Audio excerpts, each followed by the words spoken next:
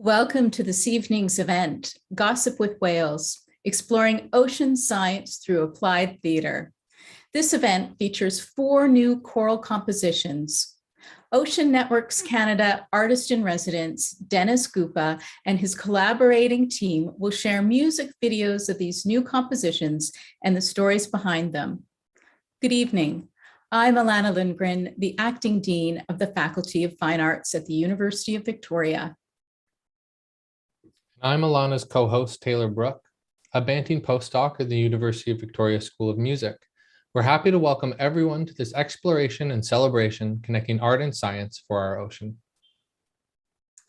I would like to acknowledge and respect the Lekwungen peoples on whose traditional territory the University of Victoria stands, and the Songhees, Esquimalt, and Wasanish peoples whose historical relationships with the land continues to this day. We will now share some recorded welcoming comments from Kim Juniper, Ocean Network's Chief Scientist, and Tony Vickery, the Chair of the Department of Theatre at the University of Victoria.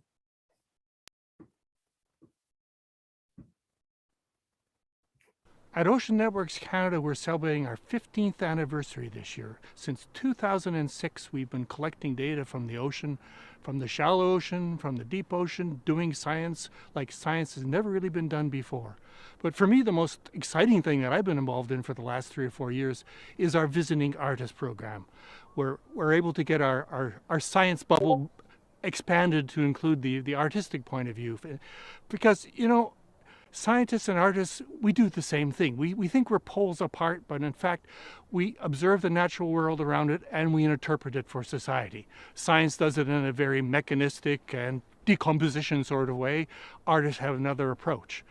And by bringing the two of us together, what we're providing is an opportunity for artists to really be at the front lines of ocean science, at the front lines of how climate change is affecting the ocean, of how industrial activity is changing the quality of our ocean, how noise from ships, overfishing, CO2 from the atmosphere that's acidifying the ocean. Scientists complain about this constantly, and some people listen, but to have artists involved and reinterpreting what we do and broadening our way of communicating these really important global survival issues to the public, I think is critical. And that's why we have brought artists into our organization to work closely with our scientists so that we can really collectively, as a society, start addressing some of these really serious existential issues on our planet. I'm Dr. Tony Vickery, the Chair of the Department of Theatre at the University of Victoria. I am proud to introduce a performance by Dennis Gupa, a PhD student in the Department of Theatre at the University of Victoria in applied theatre. Applied theatre is theatre used in non-traditional contexts. Theatre in drama and education, theatre in conflict zones, theatre for social change, and in this case, theatre to elucidate climate change. Scholar Una Chadhuri talks about theatre as the most anthropomorphic of the art forms. It allows us to render objects and forces into a human-scale presentation that makes it more relatable to an audience. So we can take slow processes like climate change or melting ice caps and present them onto the stage and have an affect on the audience. Historian Deepresh Chakrabarty talks about the need to collapse the boundaries between natural history and human history. And this collapse is what we see in Dennis taking the data from ONC and rendering it into an artistic form. I would like to thank Ocean Networks Canada for their support and the support of the Faculty of Fine Arts, and I hope you enjoy the performance. Now, Taylor and I would like to introduce you to our panelists for this evening's event. Dennis Gupa is grateful to collaborate with ocean scientists and artists to create interdisciplinary choral songs for a music theater production about the ocean through Tanaga, an indigenous Philippine poetic form rendered into musical pieces. His collaborative work explores issues around climate change and meditates our collective commitment in making sure that our ocean and the non-human entities that inhabit it are healthy, respected, and loved. Carla Camanda is a poet, editor, translator, educator, and arts administrator. Born and raised in the Philippines, her work has appeared in or is forthcoming in Contemporary Verse 2, Filling Station, Room Magazine, Poetry is Dead, among other literary journals. Taiwan Lei obtained his law degree from the University of Montreal and a Master of Fine Arts from the New School Theater Studio in New York City. Although born and raised in Montreal, he remains committed and connected to his Vietnamese heritage. As a vocal soloist on this project, he embraces his dive into the infinite ocean alongside his Southeast Asian comrades in Canada and in the Philippines. Jeremiah Kerry is a singer, actor, and arts-based educator based in the traditional, ancestral, and unceded territory of the Musqueam, Squamish, and Tsleil-Waututh nations.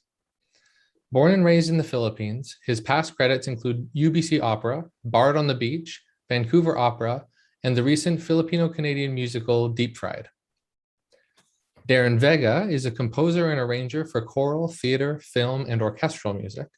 Currently, the musical director of Harmonia, the string ensemble of the University of Philippines Los Baños. Darren is also a resident composer and arranger of the UPLB Choral Ensemble. Royjan Suarez is the conductor of the UPLB Choral Ensemble. Under his leadership, the group bagged the grand prize at the 10th Orientale Conscientes International Choral Festival in Singapore and first prize in the mixed choir category at the 16th International Chamber Choir Competition in Marktoberdorf, Germany. He is currently taking a Bachelor of Music in Choral Conducting as a scholar of the Andrea O. Veneracion Sing Philippines Foundation. Now, I would also like to ask all of you in the audience to also introduce yourselves to us a little bit. We'd love to know where you're joining us from today.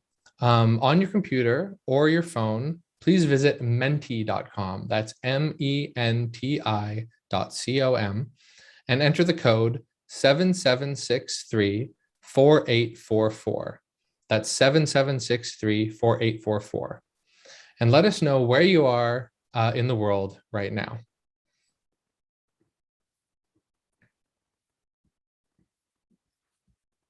Okay, lots of places. Vancouver Island, Esquimalt First Nation, Vancouver, Comox, Turtle Island, Langford, Calamba City, Philippines, Vancouver Island.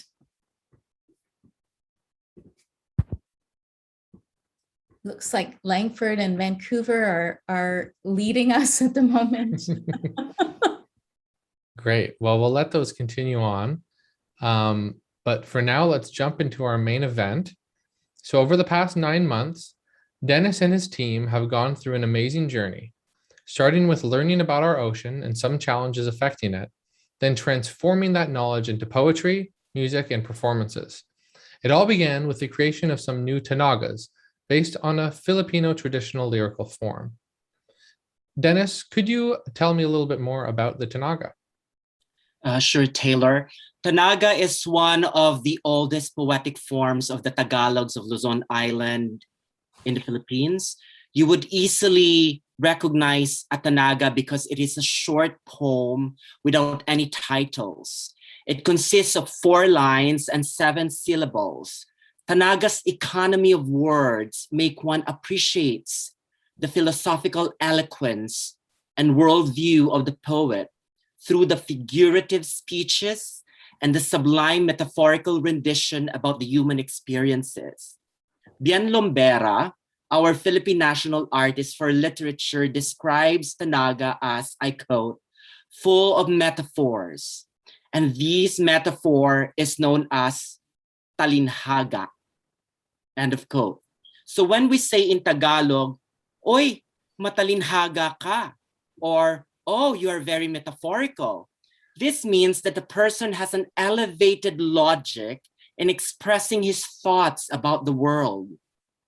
We have chosen Tanaga as a literary form in creating our choral pieces because it reflects our expressive culture and literary traditions that are rooted from our relationship with the ecology. Carla, our Tanaga poet, contributes, I believe, in enriching this poetic form by using cultural translation as a method of interdisciplinary collaboration towards cross-cultural cooperation for ecological stewardship. I am proud to work with Carla, a Filipino diasporic artist located in the unceded territory of the Coast Salish peoples. She writes in English to broaden our literary tradition with an ecological, historical, and global perspective. Yeah, thanks. Wonderful, thank you. Thank you. Carla, you know, I think we've all become huge fans of yours. You're such an amazing poet. You wrote these fantastic Tanagas that we're sharing today. I've got so many questions for you, so let me throw out a few. How did you originally get involved in this project? What were some of the sources of inspiration for you? And how did you go about translating ocean science into this poetic form? The short answer is that Dennis and I are frequent collaborators, and when he invited me to get involved with the project, I couldn't say no to him. But I think my involvement is also propelled by curiosity, like what's going on, what's there to learn about our oceans, especially for someone like me who's, despite being from a country that's characterized as being a group of islands, it's a bit limited because I also still live in a dense urban area. And from a craft perspective, the idea of going in kind of green about ocean science was exciting. What was I going to learn from my involvement that my lived experience doesn't tell me? As far as sources of inspiration goes, there's quite a few. So I'm inspired by dreams, my body's relationship to the water, and of course some of the letters by Ocean Networks Canada, because we took some workshops with ONC.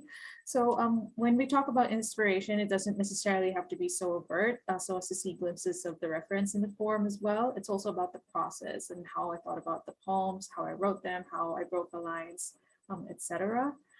And as far as translating ocean science into Tanaga, to me, it meant looking at what the information that was shared with us during the course of the project, and then looking at the stories that were embedded in the data. What struck me was the urgency, the image, the decay, and thought that the Tanaga, which with its economy and function as Dennis has shared, would be the best form for me to express that. Beautiful, thank you. So Dennis, what is the first Tanaga to be shared? Yeah.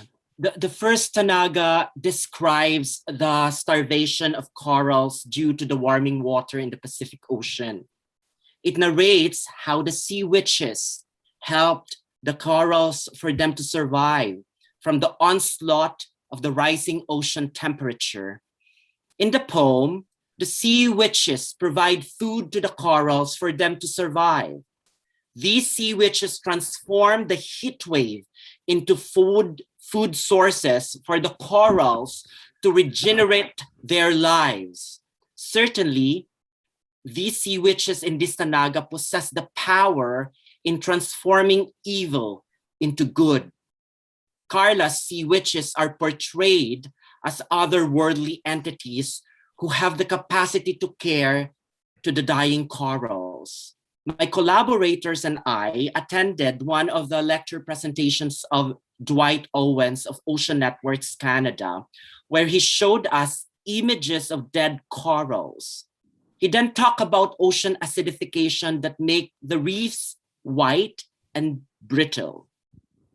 I think Carla captured that image and transformed that into a poetic inquiry to tackle coral bleaching in her first Tanaga that was eventually transformed as a choral song called Choral Crawl, composed by Darren Vega. Carla, would you kindly please read the first Tanaga that you've written for us? Today I heard the corals crawl, calling for food. So the sea witches warmed them up with funeral fluff made of sunlight.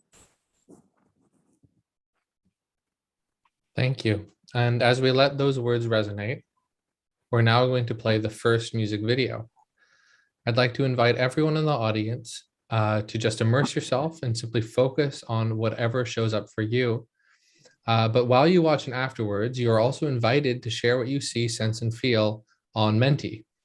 So using that Menti link that was shown before and will be shared again, or shared before and will be provided again in the YouTube chat.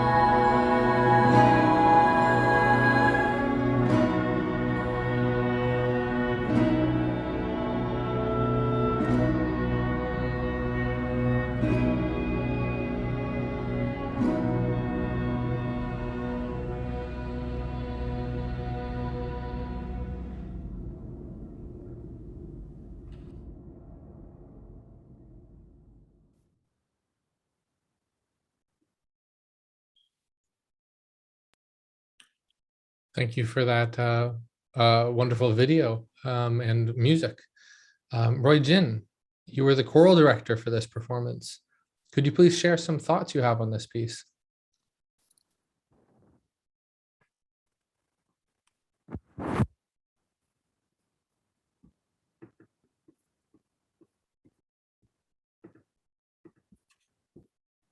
I'm sorry, is Roy Jin among us?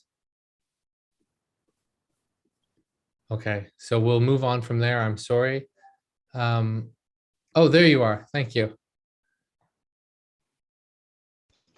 Hello, sorry, I got No disconnected. worries. Welcome, Roy Jin. So yeah, Alright. so you were the choral director for that. Could you share us some of your thoughts on that piece and how it ended up?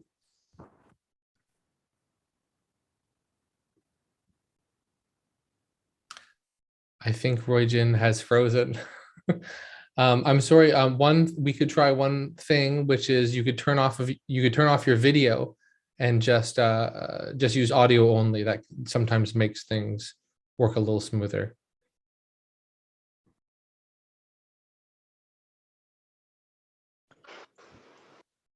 Hello, do you hear me? Sorry. Yes, that very Alright, clearly good. now. I think that works much Alright. better.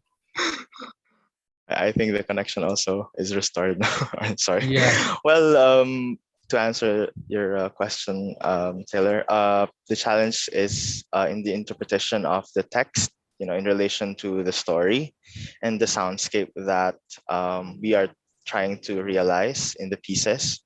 Well, in the first piece, the choral scroll, there's a soprano solo singing the Mangyan text, which is a direct translation of the English text. One would imagine that the solo here, she acts like the oracle that is singing and praying for everyone in the shore. And she prepares us and she gets everyone on board in this exploration. Yet somehow she has that mysterious character because in this journey we don't really know what to expect. Darren's work here in the music is like the unexplored parts of the ocean, waiting to be seen, heard, and experienced. This project is an attempt to put into music the known issues like the climate change, coral bleaching, and even the death of marine life and the possibility of their extinction. We hope that in this performance, we find more connection and meaning about the world and the oceans, and we may be able to do better in protecting the environment. Great. Thank you for your comments. So we've been receiving some reactions via the Menti word cloud. Maybe we could have a look at that. Great. So death, hopeful, calming, oceanic, moving, tidal. Great. Riveting, submerged. Great. So we'll keep making these as we go. It's really wonderful to see see these word clouds and the reaction of the audience to this music and these visuals, these ideas. Great. Thanks very much, Taylor. Dennis, what's the second Tanaga to be shared this evening? Yeah, the second Tanaga presents Pacific Ocean as the vast space and home of diverse marine creatures. These creatures that live below the surface of this ocean are so immense in number that according to Carla, you can't name them all. Pacific Ocean has provided us food and it continues to feed the world. But overconsumption and depletion of marine resources are issues we have to deal. In creating this performance, I started framing my artistic process by asking this question. As artists and scientists in this performance, how do we locate the agency of the fish and other marine creatures in our contemporary time when the world is gearing towards hyper-industrialization and obsession for cash economy? In this project, we wanted to allow the voice of the fish to say, stop, don't overfish us. The poem says, I quote, "Too bad I can't no longer name them," is a phrase that aims to remind us that the fish and marine creatures in the Pacific Ocean continue to face serious problems due to sea pollution, global warming, and human invasion to oceanic world, calling us all to remember them and not be forgotten as we seek for other possible futures in times of climate crisis. Carla, would you please read the second Tanaga for us? Looking out to the Pacific, fishes chew on my toes. Hand nails float to the floor. Too bad I can't name them. Thanks, Carla. We're now going to play the second music video. As before, for members of the audience, while you watch and afterwards, you're invited to share what you see, sense, and feel on Menti. See the link in the YouTube chat.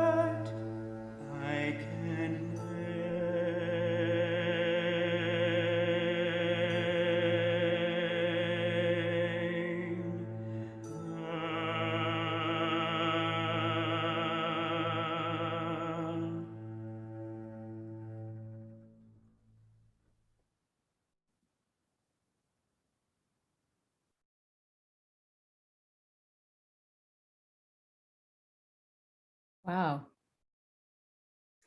Jeremiah, can I call on you? You were one of the performers in this amazing song. Please share your thoughts about this piece.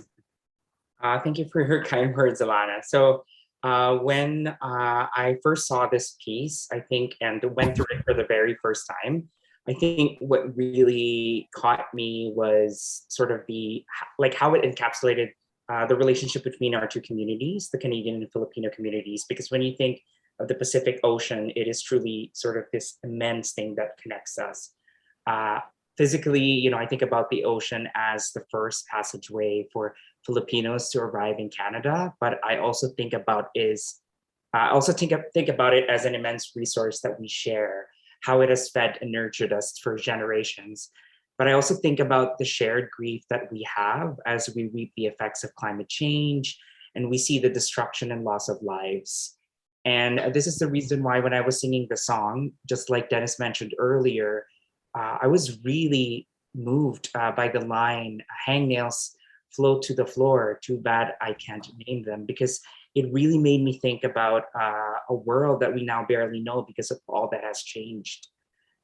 Working on this project was a pleasure and truly exciting because it is new work. It means there's various ways to explore it, but it was also challenging for the very same reason. It's new work. There's not really much information there. So I just went in for a deep dive with my emotions and see how the piece resonated with me. And from there, I use those sentiments to try to channel it in my performance. So first of all, there was the feeling of the sublime, the overwhelming vastness of the ocean, which took over because I heard and sang these long drawn notes, while the glissandos reminded me of the large, strong waves of the ocean.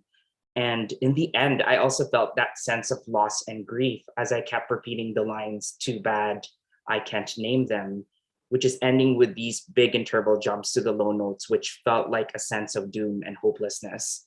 So, once I dived into it, I realized that, the genius that, Carla put forth through the lines and Darren did through the music was really sort of a roadmap for me that allowed me to explore different routes. So I think that has really informed my creative choices in doing and recording this performance. Yeah, perfect. Thank you so much. We have been receiving your reactions in the chat. Thank you to all of those who are watching this evening. So let's take a look at the word cloud that we've created in response to this piece. So a variety of words: ethereal, mourning, overwhelmed, deep, haunting, absolutely, mystique, wonderful, constellation, spooky, lots and lots of really, really vivid descriptions here. The piece is very ethereal. Lots of people felt that it was ethereal for sure. Waves, amazing visual, absolutely. Very, very powerful Tanaga. Wonderful. Taylor, over to you. So let me call on Dennis again. Would you share with us what the next Tanaga is? Yes, absolutely, Taylor. Thank you. The title of our performance, Gossip with Whales, is taken from Carla's third poem. Carla writes with arresting visual metaphors that are divorced from naturalistic representation of the natural ecology in art making. Her poems provoke deep curiosity about the processes of the natural world. And in this third poem, one perceives human and non-human encounter that is primal and very familiar. Her Tanagas are like riddles, sometimes dreamlike, and to some extent, they require readers an ability to interpret them through guesswork. But that is the power of her poems. She brings the readers into an ocean of imagination to attain the state of bliss that one gets in free interpretation. Her Tanagas are rendered with the most intuitive and visually arresting images that illustrate the natural world as delicately sublime and childlike, yet fierce. Carla kindly tells us your third Tanaga.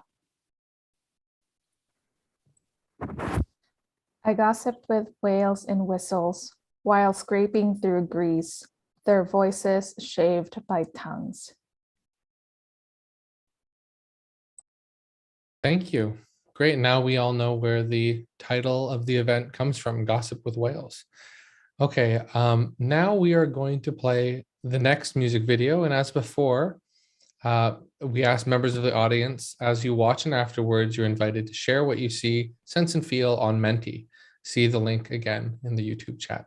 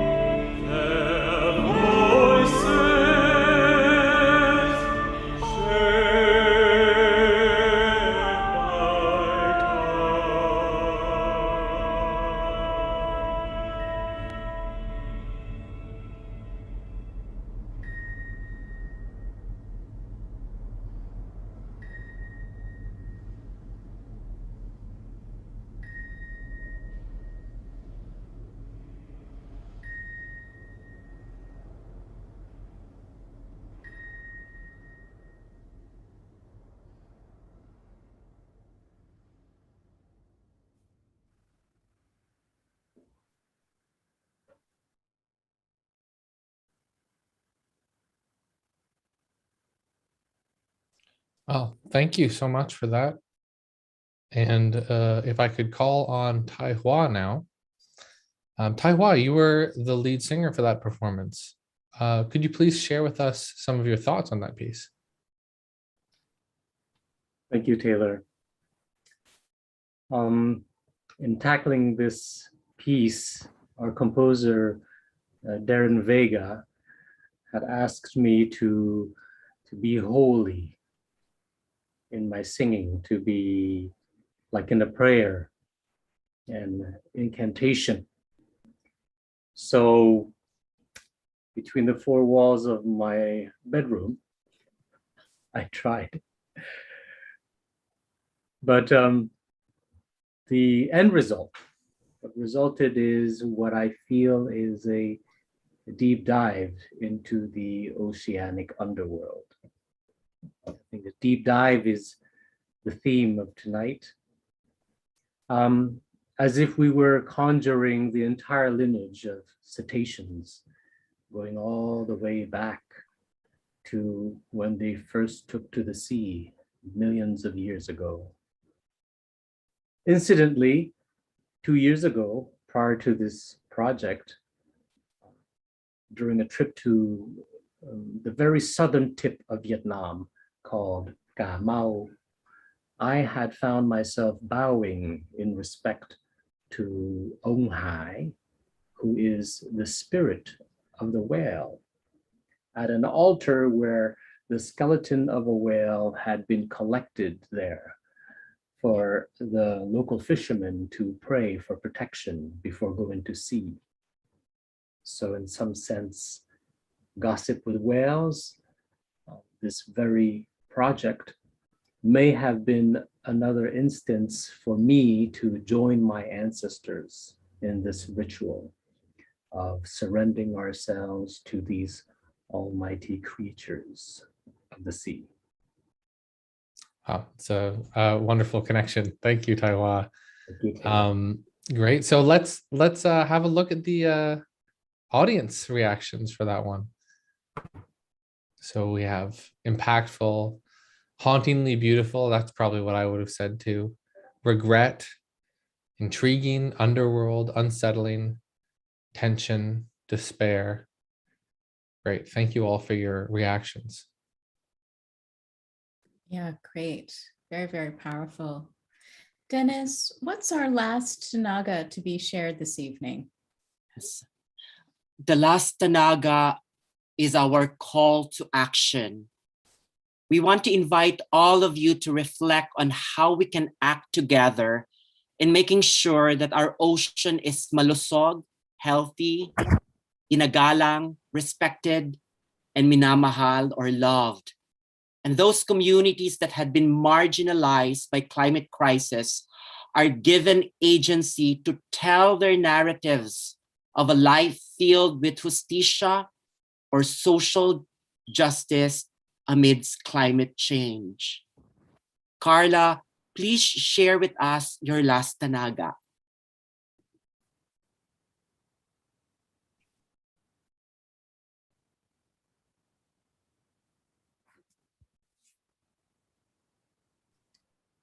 Soon we'll walk on water, on bamboo stilts, held together by crocodiles eating from our mouths. That's great. Thanks, Carla. We're now going to play the final music video. As before, for members of our audience, while you watch and afterwards, please put what you see, what you feel, your responses, use menti.com.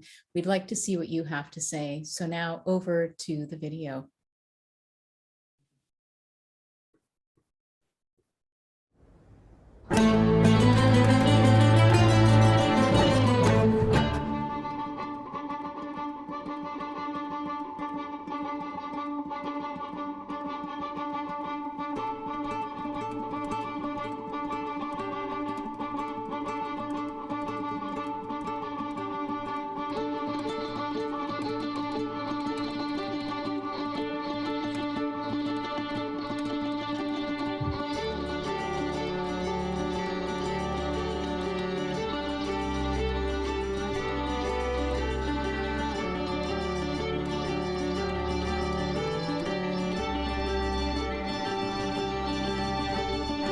Soon we'll walk on water on bamboo stilts, bamboo stilts, bamboo stilts. Soon we'll walk on water on bamboo stilts, bamboo stilts. Soon we'll walk on water on bamboo stilts, bamboo stilts, bamboo stilts. Soon we'll walk on water on bamboo stilts, bamboo stilts.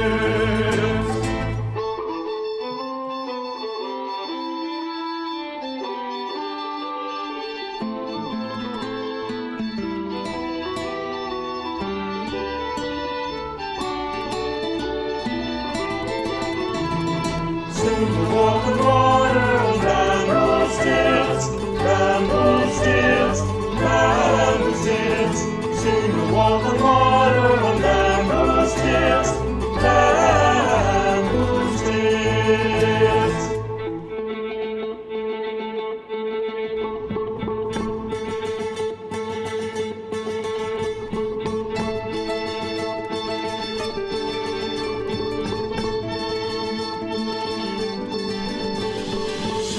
Walk on water on bamboo stilts, held together by crocodiles, needed from our house. Soon we'll walk on water on bamboo stilts, held together by crocodiles, needed from our house. Soon we'll walk on water on bamboo stilts, held together by crocodiles, needed from our house.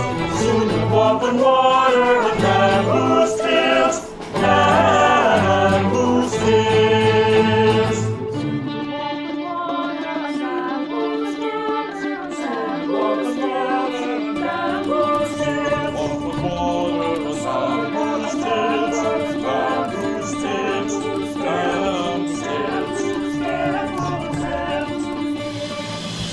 Walk on water on bamboo stilts, held together by crocodiles, needed from our house. Soon we'll walk on water on bamboo stilts, held together by crocodiles. Soon we'll walk on water on bamboo stilts, held together by crocodiles, needed from our house. Soon we'll walk on water on bamboo stilts, held together by crocodiles, needed from our house. Held together by crocodiles, needed from our house. Held together by crocodiles, soon we'll walk on bamboo stilts, bamboo stilts. We will walk on bamboo stilts, bamboo stilts, held by crocodiles, needed from our house. Wow.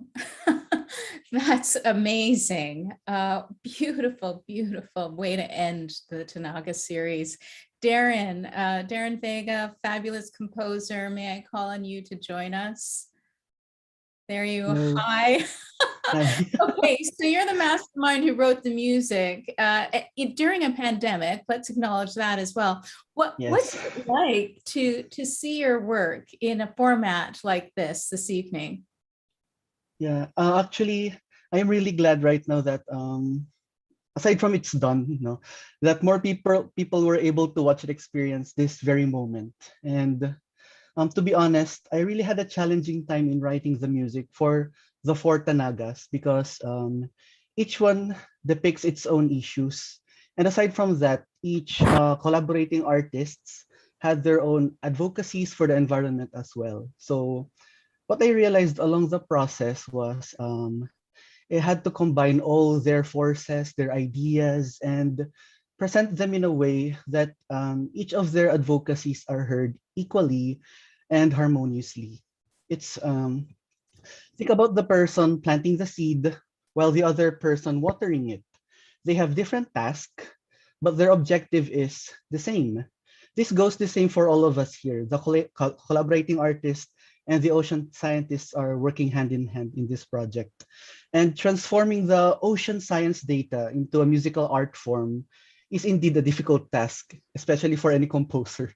But it is really necessary because the whales can speak for themselves. They can only manifest what they're feeling through the data collected. And so all of it resulted into this last Tanaga, wherein we joined as one powerful force in raising our advocacy for the oceans. Yeah, a powerful is the right word, absolutely. And I think we're getting some responses from the YouTube audience, live streaming audience, that your work collectively, all of you, has really, really moved and touched people. Let's take a look at that word cloud for the last Tanaga, some of the words that are coming through. So ongoing struggle, quest, hopeful, action, journey, there's that word powerful, togetherness, action-oriented, quest, that's really important, ongoing struggle. Darren, what are some of the words that really speak to you? Fight to protect, emergence. I think the ongoing struggle and powerful and hopeful, these are the top three words that I would like to, it speaks with me as well. Yeah, absolutely. Taylor, do you want to join us? Yes, great. So it's my understanding we'll do a little group conversation now. I have a few questions. Since I'd like to invite all the panelists, everyone who's been involved. But maybe I'll start with a question for Darren, since I have you right here. Hi, sorry, my son is walking into the room. Hi. So yeah, Darren, I was really intrigued by the instrumentation for this piece. Maybe you could just tell us a little bit of what it was like working, and not only with sort of an unusual combination of plucked strings and string orchestra and voices and soloists. I mean, not only do you have the challenge of writing for that instrumentation, but also sort of working at a distance. Maybe you can speak a little bit on that. Okay.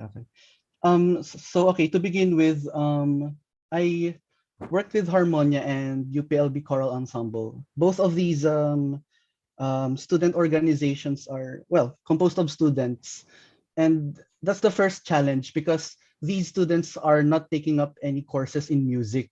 These people are just, offering their voices and their passion for singing and in performing all those musical instruments. So that's the step one. In combining all of those processes, I need to consider how much they're willing to give for this project. So yeah, and the result is quite unusual, because aside from the unusual orchestration, the combination of the Western string instruments like the violin, violas, and the cellos, and we have the Philippine rondalia, the bandurria, octavina, and the guitar, double bass.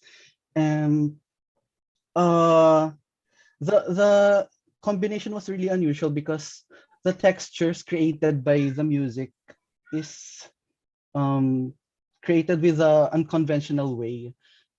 Example with the Gossip with Whales, there's this part when only the basses will sing, so the low notes provided the grounding for the music instead of using the double bass or the cellos, which they're just doing the glissandos. No, the voices on the lower octaves provided not only the foundation below, but also the overtones above the music. So if you listen to it, if you have another chance to listen to it again, maybe you can hear it one more time and you'll realize that there's another set of tones above that we didn't realize we've been hearing.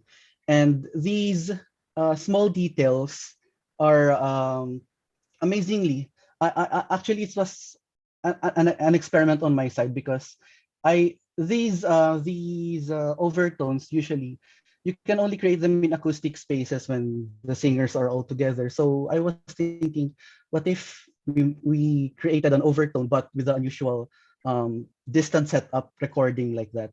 So it worked on the Gossip with Whales. And then the orchestra on the other side were performing the Salidumay. Tan tan tan tan tan tan tan tan Salidumay. It's a ancient Filipino folk song. And then I combined it with ethereal religious voices with Tai Huale. So yeah, I instructed him to perform religiously and stuff. Right, yes. With all of these elements going on, I I managed to combine everything, and hopefully it represented the ocean. I hope I spoke well. I made the music for them so they can be heard as well in, in a really different fashion from the Yeah. conventional ones. Well, I think it was masterfully done, and when we're listening to that music, of course, with the imagery of the ocean and with the theme of the entire event, one can't help but sort of hear a lot of the more continuous sounds as sort of like being underwater. Sometimes I think some of these effects with the overtones also kind of points to that, the way sort of water can almost filter our listening underwater. Yes. Yeah, so wonderful. Thank you. And Jeremiah, I'm wondering if you could sort of build off of that a little bit. I'm curious, especially as a soloist, recording, creating this music at a distance. Was it, did it satisfy you the way that sort of being all in one room will when you're singing? Or I'm just curious on sort of your reflections of being the soloist with the orchestra and choir, but with them not being there beside you. Yeah, I think that was a really challenging aspect of the project because primarily I perform in theater, and I think I also chose to be a performer in theater is because I really draw energy from the people around me, from my collaborators, from my fellow actors, and everyone else on stage. And I think it's the same thing with tackling new work. I've done like a couple of premieres, and a lot of those too involve a lot of checking in with your musical partner or your scene partners, how things are going. So a lot of those were not really present, I guess, in this piece. So that was really tricky and almost like nerve-wracking. But like I mentioned earlier, I think it was just, the words were just so powerful, and the word painting that Darren did was like very clear. So again, it felt like a roadmap, and it felt like a roadmap that still provided me options. Kind of reminds me of Google Maps, right? Like you can take all these several routes and still get to that. So I felt like I was guided through that process.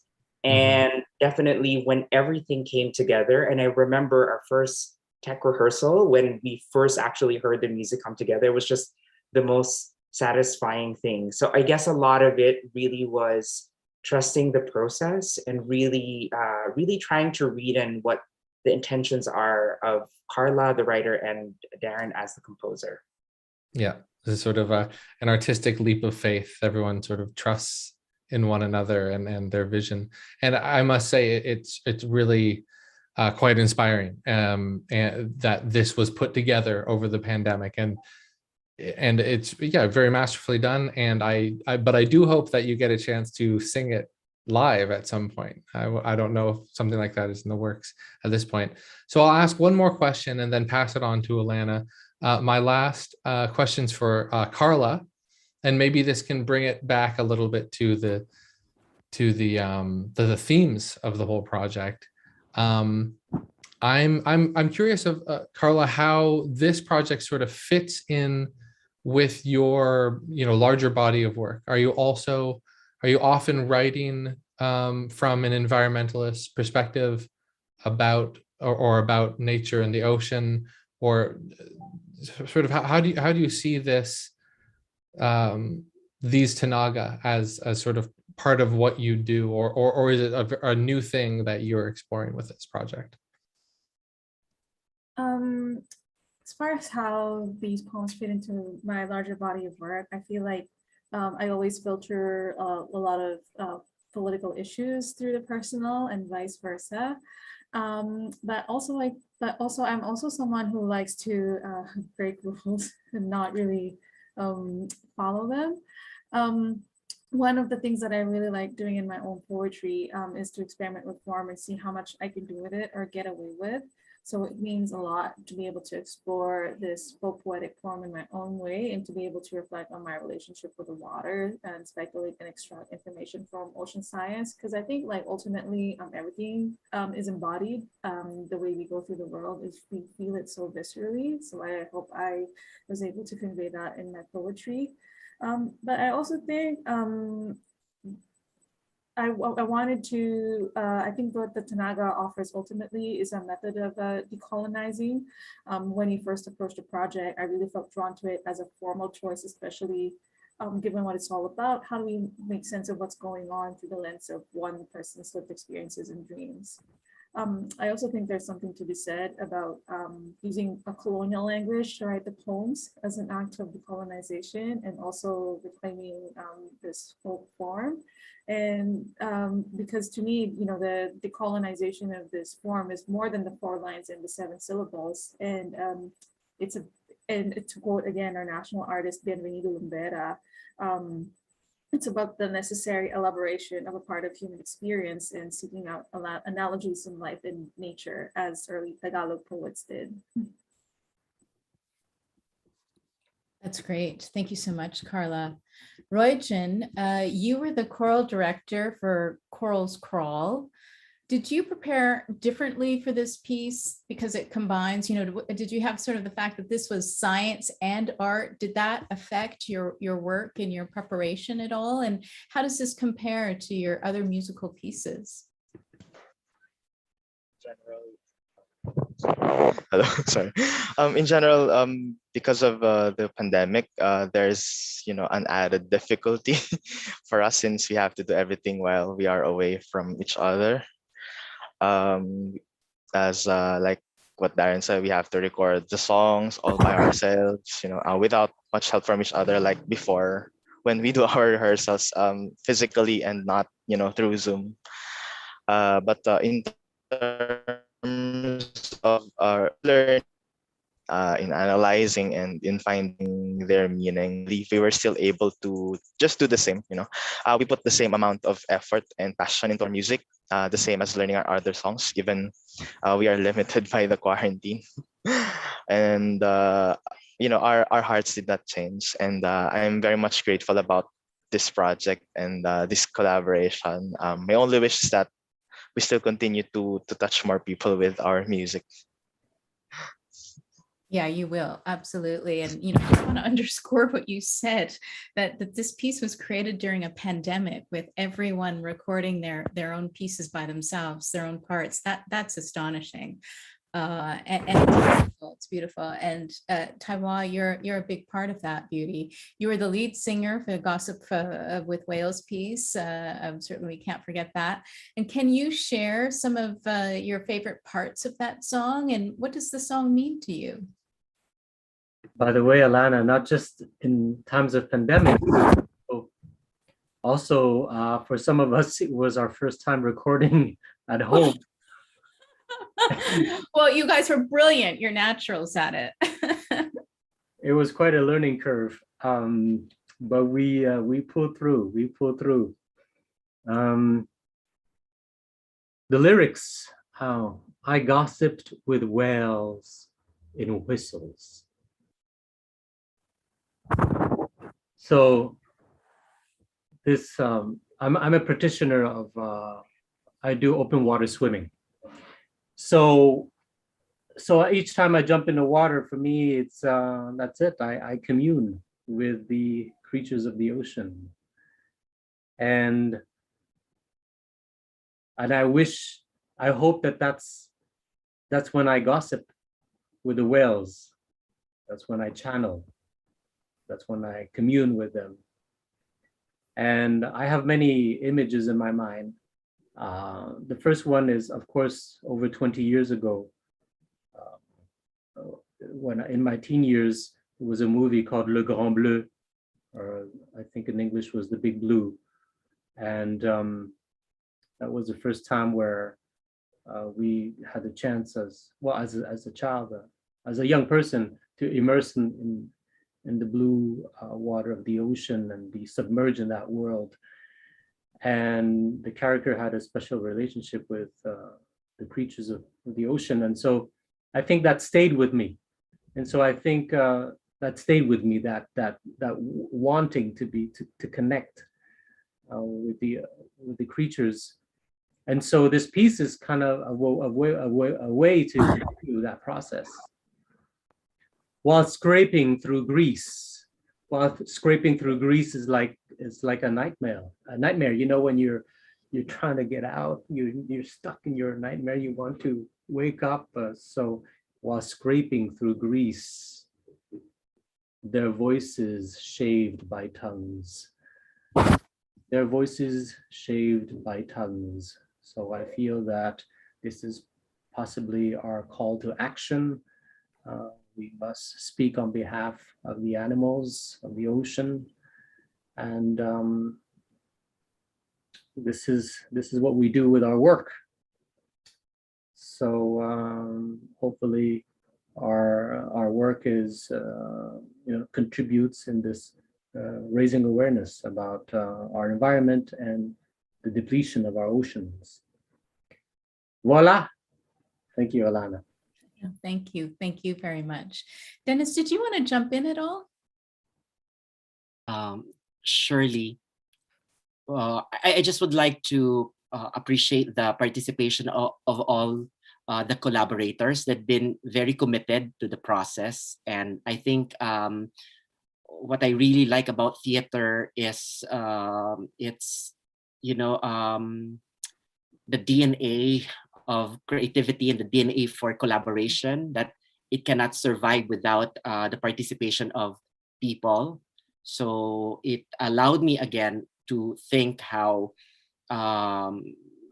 doing together can impact our community, not just in doing theater, but also in doing and tackling issues like climate crisis in our communities and in this world.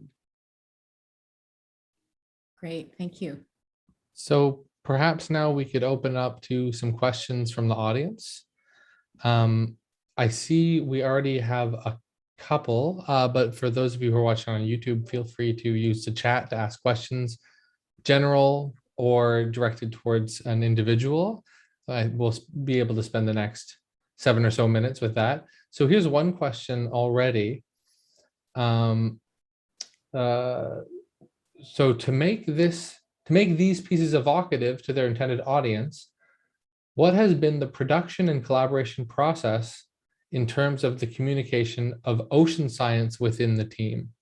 So how did discussions of ocean science, how was that embedded in the project?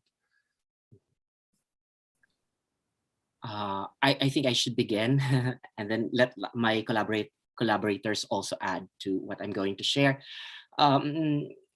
There's a lot of dialogues happening in this work and a lot of listening. So first, I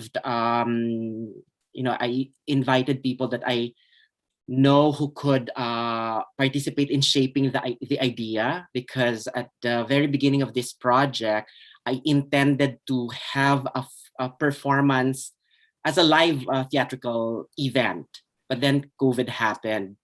So I shifted to an online performance. So, and I thought that I'd like to work with people who are, who could jump into the process and take risk and just be part on a project that we don't know where we're really going. But the answer to that unknowability is to listen to each other. And so my role, my function as a lead collaborator here was to just present some prompts and allow other people, that my collaborators, to give their ideas on how we can collaboratively shape our work.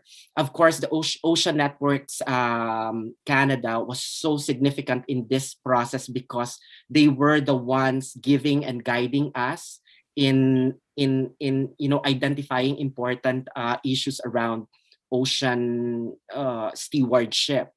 So really, this is an interdisciplinary work with a lot of listening and a lot of dialogues happening in carving the kind of work that we would like to present. That's it. Maybe other. Yes, maybe what really stood out for me during the collaborative work was that once Carla came up with the four Tanagas, we were all asked to to chime in, and it was wonderful because well, we got to discuss about the author's work in the author's presence, and and of course exchanging ideas and impressions on the four Tanagas. Of course, I think later on, that process helped us reflect on what we had been, what we have learned, what we have been exposed with the data from the Ocean Networks Canada. And also it allowed us to, in view of what was coming next, which was each other's output for us as solists, Darren as a composer, Royjin as a conductor, and then of course the Harmonia String Ensemble and the UPLB choir ensemble. And so that was collaborative again, and it helped us. It helped us immerse ourselves in that. And so I think it's you could say it was a continuous project, and I think that's really the essence of this. One of the conducting line of our collaboration was that going, and that's thanks to Dennis. You know what interdisciplinary work is, going from Ocean Networks to our conversation and then our output. That's great. Thank you. You are a great creative team, all of you, and the audience clearly feels the same. We have another question related to one of the performers. So an audience member would like to know, who's the female artist who sang the instrumental Indigenous sounding piece that she was really, really fantastic. So can you tell us a little bit more about this person? Yeah, I can answer the question. Her name is Jacqueline Centenarial. She's actually an alumna of the Philippine Madrigal Singers, and we were blessed also because in 2019 she joined us as we competed in Markt Oberdorf 2 years ago, and yeah, she's not really a native to the. It was new to her. The language is new to her. So Darren and I are the ones who who guided her so that she can, at least try to approximate the sound. Maybe I don't know if that makes sense. Yeah. Oh. Great, and we have another question here from M in the audience. How would you leverage this kind of project for youth or grade school students? I'm not sure if that's anything that you've thought about, but does anyone have any thoughts on that? Dennis? Yes, I think it is important to create new collaborations beyond the theater collaborations, because our work is also it could function as a social pedagogy, and I'm very much interested to work with schools and to talk about our artistic process in which we also embed the voices of the scientists in this kind of conversation and bring it to a wider audience, including the new generation of artists or scientists, or to make sense of the possible future that we can create and think about. So I think that ONC is also working on that, reaching out to the public. Yeah, I'd like to build new collaborations and institutional collaborations. That's great. Thanks, Dennis. We have interest in a question, Darren, for you to talk a little bit more about the actual practical way that you pulled off individual recordings and put them together, merged them together to make finished videos. Can you tell us a little bit about how you actually did that? Oh, you mean the actual recording process? Yeah, so you had all of these people, in their individual rooms, as Taiwan said, he was in his bedroom recording, and you had people, in various countries doing this, in the Philippines and Canada, and then you put these videos together, and the music as well. How did you do it? Yeah. Actually, this kind of virtual project is not new to us, Harmonia and CE, because we've been doing this for 2 years now, Regine. And then, so what we do is we prepare a master track where you can hear the clicks of the metronome and then the melodies and the harmonies. And then the singers and the musicians will just wait for their turn to sing their actual part or play their actual notes in time with the recording. And then after they submit our recordings, we just sync them together little by little. And then we also balance them. Just same thing with music production. It's like recording in a studio, but in a home setup, and everyone's away from home and from the area. And yeah, that's it.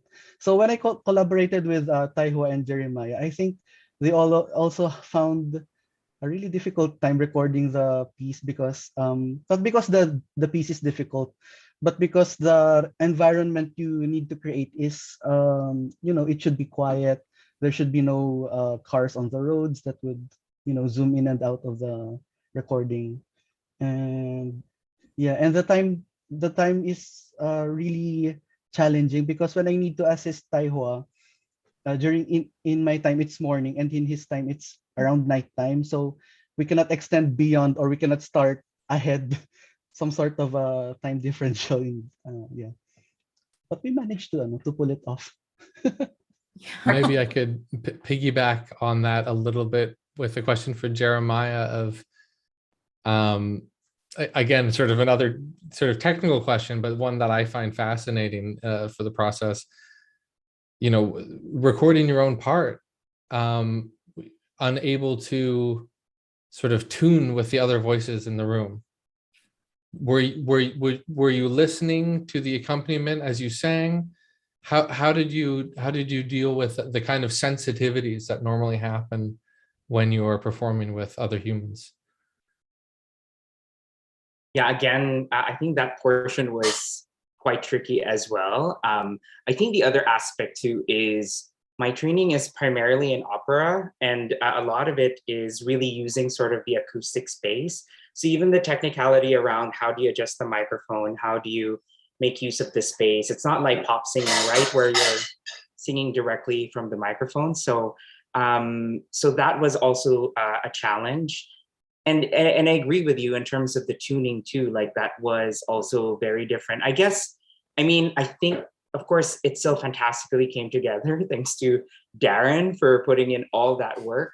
But I can only imagine what a live performance would look like, because I think what I missed from it was hearing the orchestra and hearing the choir and being moved by it. And like you're saying, it's the intonation in a way, sort of the conversations that happen in a live performance or even in a rehearsal. So that's something that I'm looking forward to, hopefully in the future. And I think my cat also agreed with that. The cat's excited for it also. Out in affirmation. So yeah, I can only imagine. I think it would be wonderful to perform it live with others. And another comment from the audience, just simply beautiful, so inspiring. Thank you, and congratulations to Dennis and the whole ensemble for yet another milestone project. Bravo. So that's a couple of comments from the YouTube chat. Yeah, great. And one more, congratulations to this inspiring transnational co-production. Taiwan, you had a thought.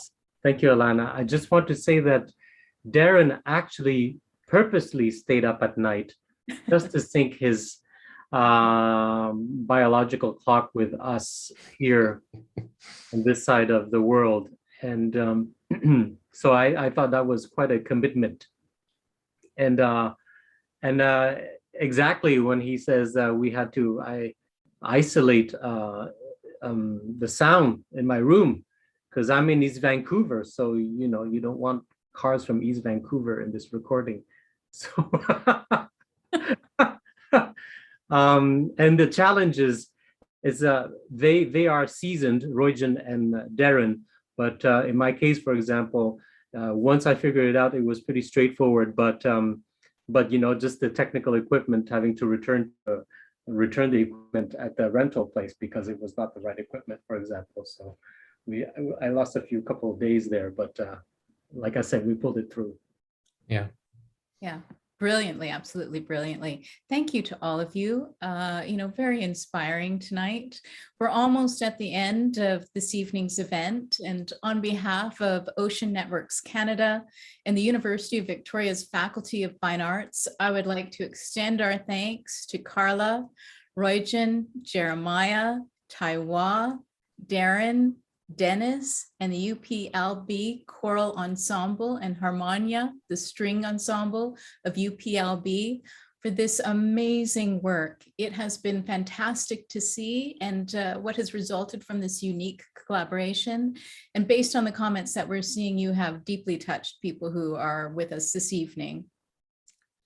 Yeah, and we would also like to thank the audience for joining us, of course, and glad that you've been able to be here. And we'd also really appreciate it if you could fill out our questionnaire for this event so that we can continue to improve them in the future. So please click the link in the chat to the questionnaire.